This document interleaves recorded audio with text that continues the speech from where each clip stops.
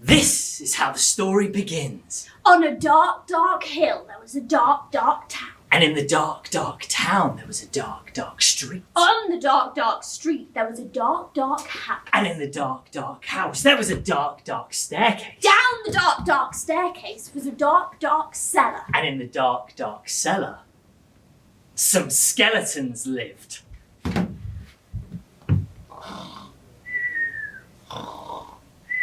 One night, the big skeleton sat up in bed.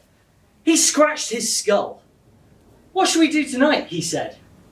Let's take the dog for a walk, said the little skeleton.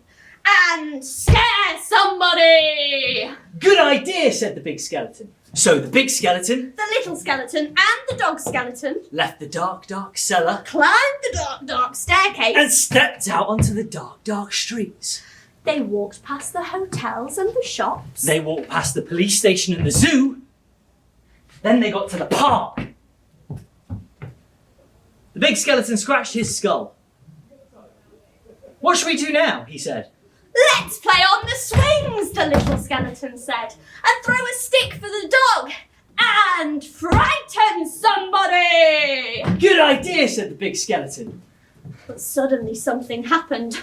The dog skeleton chased a stick, tripped over a park bench and went sprawling into a tree And ended up as a little pile of bones.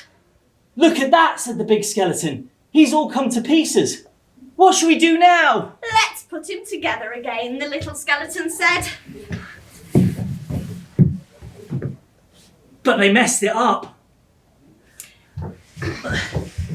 At last, the dog skeleton was properly put back together again. That reminds me. We forgot to frighten somebody. Let's do it on the way home, the little skeleton said. "Good idea," said the big skeleton. "I hope we have a nice little boy to frighten." I hope we have a nice old lady. But there was a problem. There was no one around.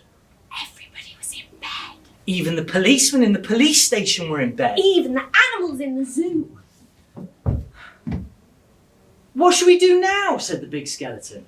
The little skeleton scratched her skull. Let's frighten each other, she said.